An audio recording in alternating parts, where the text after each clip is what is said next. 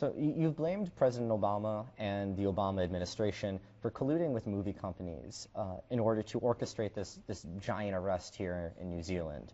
Now, is this kind of give and take relationship between Washington and Hollywood all that you say it is, or are you just the exception? Does this really exist?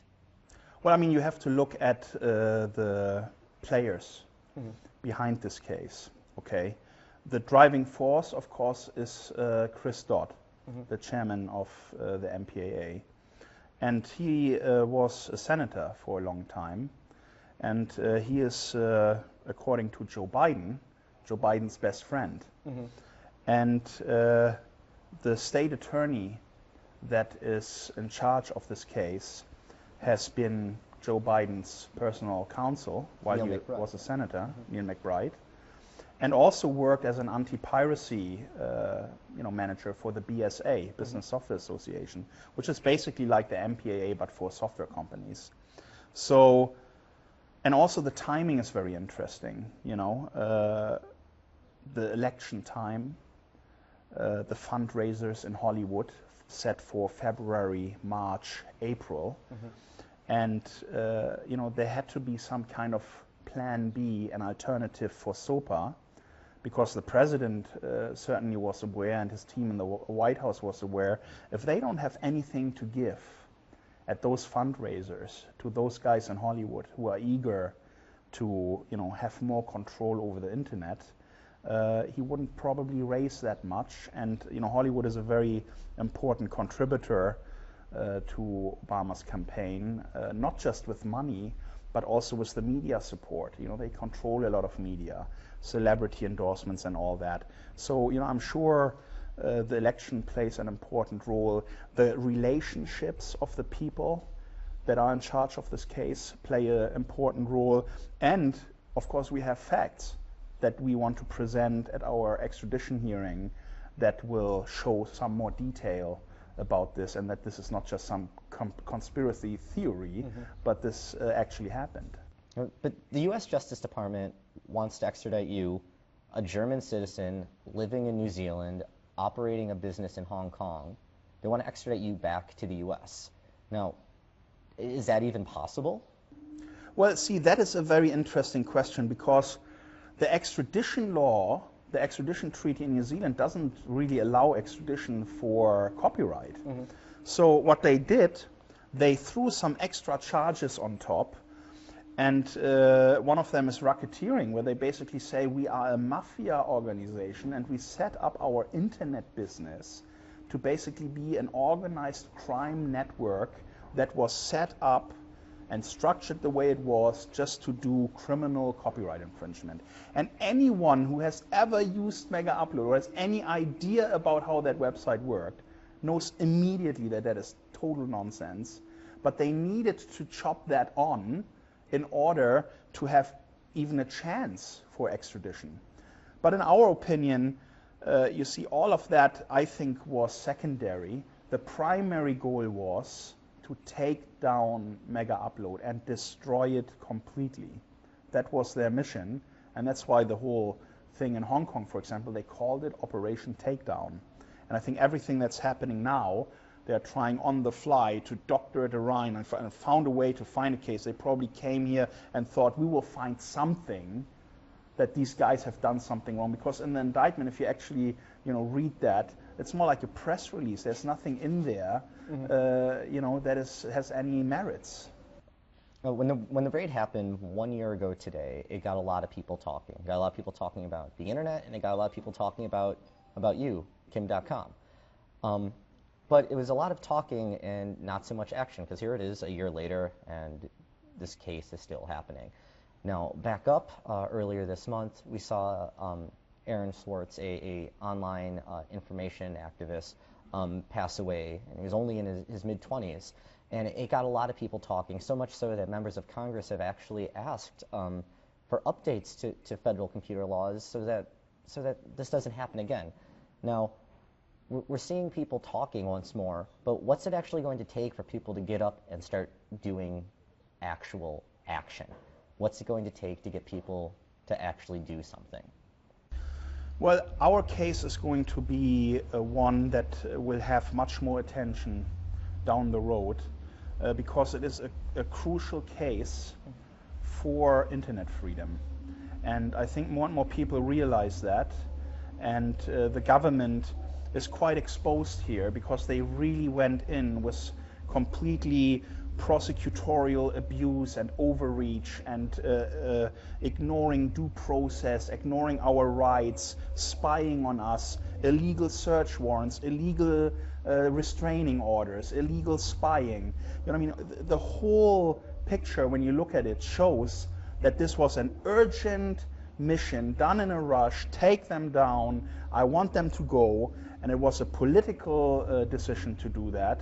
And the execution was extremely poor, and the case is extremely poor because that is something they thought they can worry about later. It was all about the takedown. Let's send a strong message to Hollywood that we are on their side. And now it's been a year and nothing has progressed, at least for them. I mean, it seems like the case is just falling apart every single day, more or less. But I mean, let me give you one example of how crazy this is. We have a judge here who said, please show us your evidence about your racketeering allegations. Show us that these guys were setting up some kind of organized crime network, right? So, because that's what the extradition will focus on primarily. They're using the organized crime treaty to get us extradited, okay? So the US appealed that and said, no, we don't want to show you what we have. Mm-hmm. And then they appealed to the High Court, and the High Court then said, well, we want to see it. And they just keep appealing it all the way to the Court of Appeals and to the Supreme Court. And what does that tell you? You know, if you don't even want to show your cards, show us what you have. Mm-hmm. You know, if you have such a strong case and you're seriously interested about getting someone extradited, why waste all this time? Yeah. Just show your hand, you know? Mm-hmm. And they don't have anything because we haven't done anything wrong. We were law-abiding. We were a good corporate citizen. And they knew that the time they came here to do this. It's bad faith, it's malicious. They just wanted to take us down. So speaking of internet freedoms, you say that the new program, Mega, is fully encrypted. And you're touting it as this encrypted program so that people want to use it. Do you think this is even necessary, that right now people need encryption on the internet? How is it even possible that nothing seems safe nowadays from prying eyes? I think it's important for the internet that there is more encryption, because what I have learned since I got dragged into this case is a lot about privacy abuses, about the government spying on people. You know, the US government invests a lot of money in spy clouds, massive data centers, with hundreds of thousands of hard drives storing data. And what they are storing is basically any communication that traverses through US networks. And that means they are not spying on individuals based on a warrant anymore. They just spy on everybody, mm-hmm. permanently, all the time. And what that means for you and anybody is if you are ever a target of any kind of investigation, or someone has a political agenda against you, or a prosecutor doesn't like you, or the police wants to interpret something in a way to get you in trouble, they can use all that data, go through it with a comb, and find the things. Even though you think you have nothing to hide and you've done nothing wrong, they will find something that they can nail you with. And that's why it's wrong to have these kinds of privacy abuses. And I decided to create a solution that over time is going to encrypt more and more of the internet. So we start with files, we will then move to email, we'll then move to voice over IP communication, and our API is available to any third-party developer to also create their own tools. And my goal is, within the next 5 years, I want to encrypt half of the internet, you know? Mm-hmm. Just re-establish a balance between a person, an individual, and the state. Because right now we are living very close to this vision of George Orwell, and I think it's not the right way. You know, it's a wrong path that the governments are on, thinking that they can spy on everybody. Now, something a lot of people have been wondering about is the case of Ninja Video. Now, they were a client that uploaded material onto Megaupload that was then targeted by the Justice Department. Long before Megaupload was ever taken down, the Justice Department was looking into Ninja Video, and you actually cooperated with them. And people want to know, how is this Kim Dotcom, the guy who is, incredibly against Washington and, hates everything that they've done to him? How is the same guy also helping out the Justice Department before? Which Kim Dotcom should people think is the real one? Well, let me explain to you how this worked, okay? I was a good corporate citizen. My company was abiding to the laws. If we get a search warrant or we get a request by the government to assist in an investigation, we will comply. And we have always complied. And that is the right thing to do. Because if someone uploads child pornography, if someone uploads terrorist stuff, or anything that is a serious crime, of course we are there to help. This is our obligation. And I am not for copyright infringement. People need to understand that. I'm against copyright infringement, okay? But I'm also against copyright extremism. And I'm against a business model, the one from Hollywood, that encourages piracy. Megaupload is not responsible for the piracy problem, you see. It's the Hollywood studios that release a movie in the US and then 6 months later in other parts of the world. And everyone knows that movie is out there. The fans of particular actors want to have it right now, but they are not giving them any opportunity to get access to that content, even though they are willing to pay.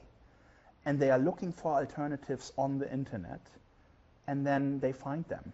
See, they are trying to make me responsible for their lack of ability to adopt to a new reality, which is the internet, where everything happens now. It doesn't happen 3 months later. Imagine you go to Wikipedia, you want to find something, research an article, and they will come back in 3 months. You will give it to you then. Okay, if you find another site where you can get that right now, that's where you go, right? Yeah. So it's really their business model that is responsible for this issue. And if they don't adopt, they will be left behind on the side of the road of history, like many others that haven't adopted in the past, you see? Yeah. And what about your skeptics who point out this big playboy lifestyle and this giant elaborate house, and they say that he's not worried about internet freedoms, he's just more concerned with protecting his profits? Well, let me be clear, I'm a businessman, okay? I started Megaupload as a business to make money, and I wanted to list the company. I'm an entrepreneur, all right?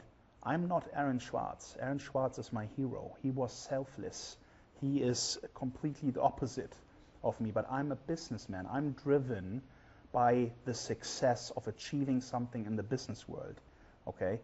That's not a crime. There's nothing wrong with that, and if you create something that is popular and that people want to use, you automatically make money. And I've always been an innovator. I've always created products that people like. And that's why I am successful. I'm not successful because people have used Megaupload for copyright infringement. And what everyone needs to understand, there has been massive amounts of legitimate users on Megaupload.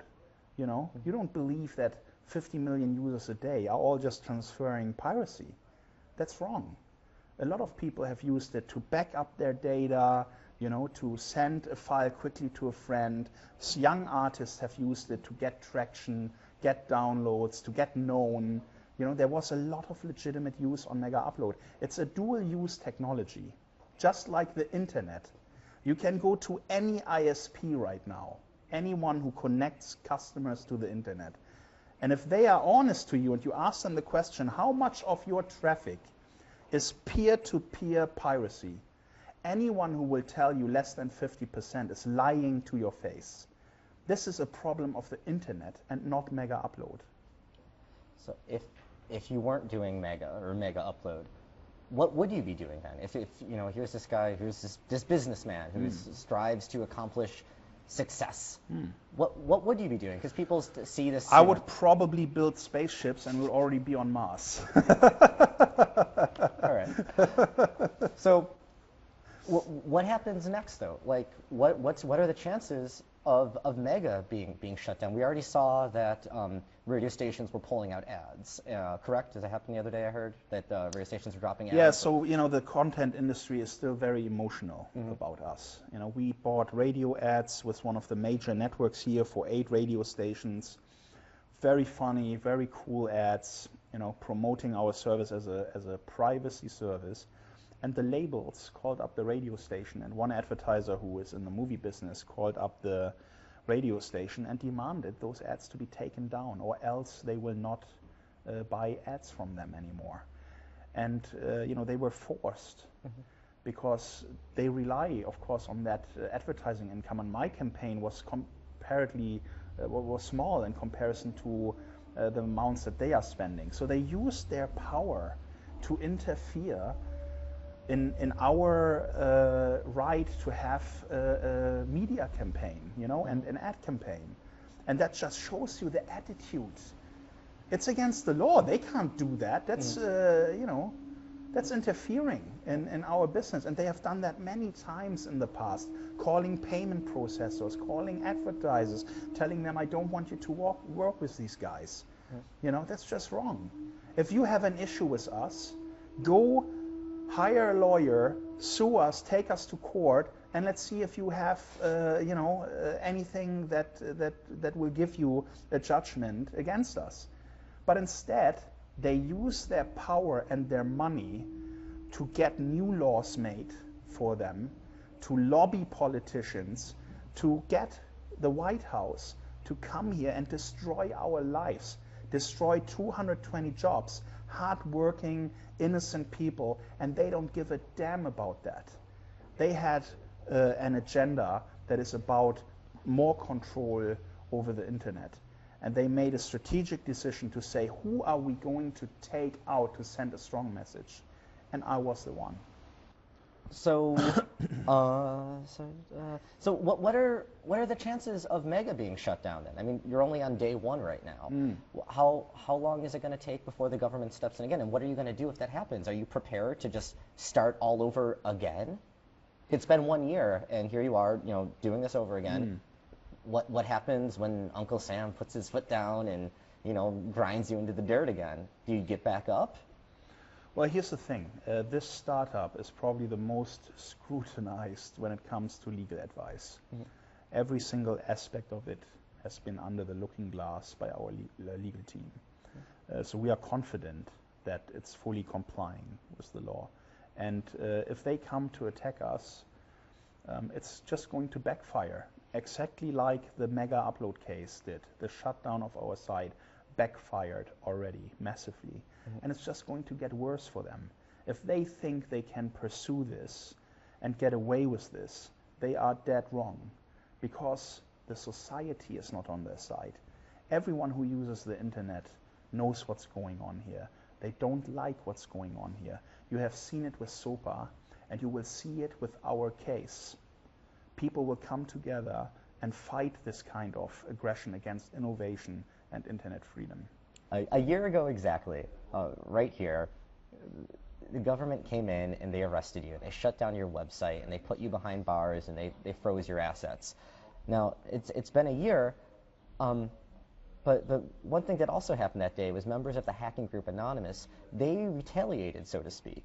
They, in response, they went and they took down the websites for the FBI, for the Motion Picture Association of America, for the Department of Justice, for the Recording Industry Association of America.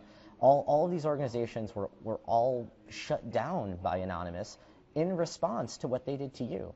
Now, whether it was hundreds of people or thousands of people or tens of thousands of people, these are people you never met and who were so moved by what happened that they had to stand up and do something. Did you ever thank them? And how did you actually take that? How did you respond to their reaction? Well, it's a kind of virtual protest.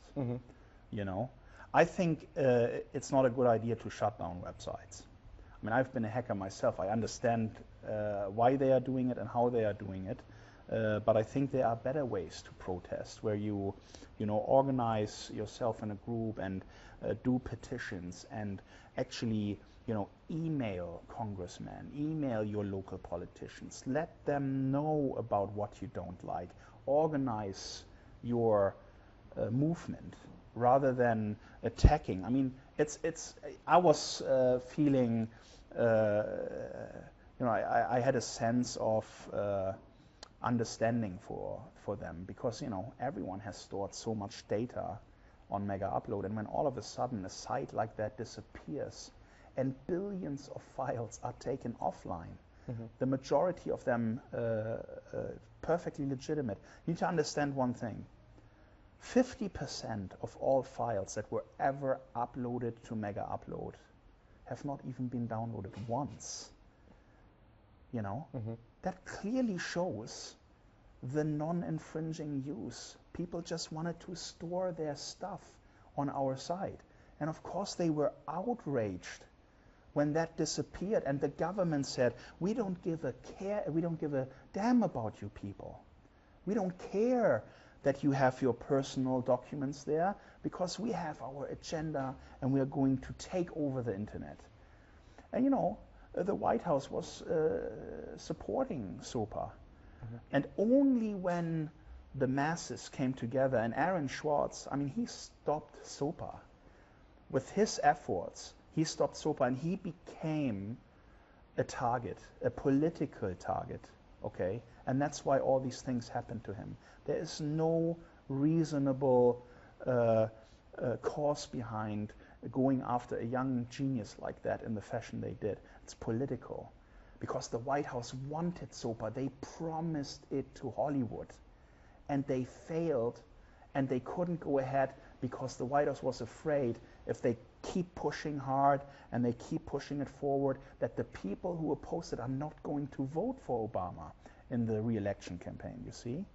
So it's all a game to them, really. And we are all the little puppets that they think they can kick around. So we need to organize.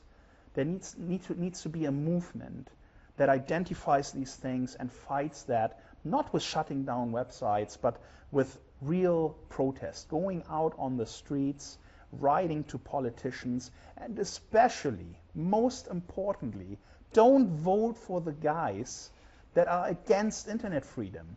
Anyone who voted for SOPA, you should have a close look at that guy. Do I want to give him my vote next time around? Because that's the only language politicians understand, is your vote. And if you can bring all these votes together, somehow pooled for internet freedom, you will see all these efforts disappear. Because at the end of the day, they represent the public. The politicians represent the public. And when they have enough pressure, they can't move forward. And SOPA was the best example for that.